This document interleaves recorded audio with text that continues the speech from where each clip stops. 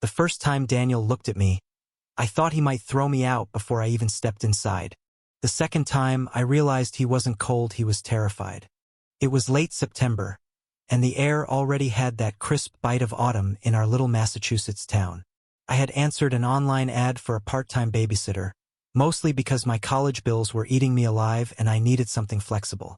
I didn't expect to end up at the door of a man who looked like he'd stepped out of a moody drama series, broad shoulders, unreadable eyes, and the kind of silence that made you think twice about breathing too loud. Daniel Hall, 32, widowed, one daughter, 6 years old. The ad had been brutally straightforward. The first meeting wasn't exactly warm. He opened the door, looked me up and down, and said, "You're younger than I expected." I smiled like I hadn't heard the judgment in his tone. "And you're taller than I expected." His eyebrow twitched. "Come in." The house was spotless, almost too spotless, like no child had ever been allowed to leave a toy out for more than a minute. It smelled faintly of coffee and cedarwood. I wondered if that was Daniel's cologne or just the house itself. Then I met her, Sophie. Sophie was all curls and sunshine, with a grin that could split the clouds open. She ran to me like we'd been best friends in another life. "Hi, are you gonna be my babysitter?" Her voice was pure excitement. I nodded, and she hugged me so hard I had to laugh. Daniel looked like he wasn't sure whether to be pleased or horrified. From that day on, Sophie decided I was hers. But Daniel kept his distance. He spoke in short sentences, watched me like I was some experiment he wasn't sure would succeed. He never smiled unless Sophie did something especially adorable, and even then, it was small, quick, like he didn't want anyone to see. I told myself I didn't care. I was there for the paycheck, the kid, and maybe the free snacks if I was lucky. But then there was the rainstorm. It was a Tuesday evening. Sophie was asleep upstairs after begging for just one more story, until she couldn't keep her eyes open. I was in the kitchen washing dishes when the power flickered and went out. Daniel came in with a flashlight, his sweater sleeves pushed up, his hair damp from stepping outside to check the breaker. "Guess it's just us," he said quietly, his voice softer than usual. The flashlight beam cut across his face, catching the tired lines around his eyes. For the first time, I saw something rather grief, maybe, or just loneliness that had been sitting too long. We ended up on the porch, listening to the rain. The kind of silence between us wasn't awkward anymore. I caught him looking at me once, and my chest tightened in a way I didn't like admitting. "You're good with her," he said finally. "She's easy to love." I hesitated, then added, "I think you are too.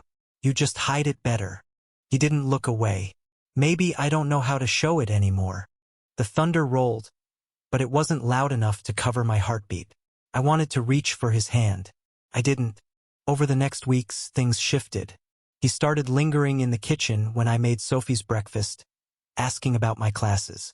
He started smiling more. And one Saturday, when Sophie convinced both of us to help her build a blanket fort in the living room, I caught Daniel watching me with an expression I couldn't name, part gratitude, part longing. But Daniel wasn't a man who jumped into anything.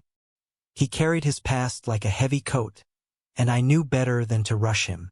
Still, I couldn't stop imagining what it would feel like if he let me in. It happened one night after Sophie fell asleep watching a Disney movie. I went to grab my jacket, and Daniel followed me to the door. "You don't have to rush," he said, his voice low. "It's raining again." I looked at him, my breath catching.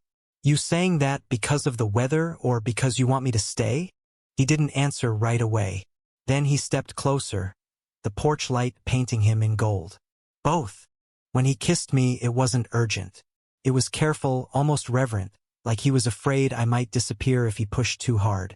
My hands found his sweater, his warmth, and for the first time, I felt the walls he'd built start to crumble. Sophie, of course, had her own opinion. The next morning, she climbed into my lap during breakfast and announced, "You should just marry my dad. Then you can stay forever." Daniel choked on his coffee. I laughed, but my heart ached in the best way. It wasn't perfect. There were days he pulled back, retreating into that silence I'd first met at his front door. But now I understood it, and every time he found his way back. By winter, the house felt different. Warmer. Messier. Thanks to Sophie's crafts and my inability to fold laundry properly. Daniel started cooking on Sundays, letting Sophie and me dance in the kitchen while he pretended not to watch. One snowy night, as we tucked Sophie in, she whispered, "I love you, Daddy. I love you too," she added, looking at me. Daniel reached for my hand without hesitation. I realized then I hadn't just been babysitting. I'd been building a home. And maybe, just maybe, he'd been doing the same. Thank you for listening. Don't forget to like and subscribe to stay updated with the latest videos.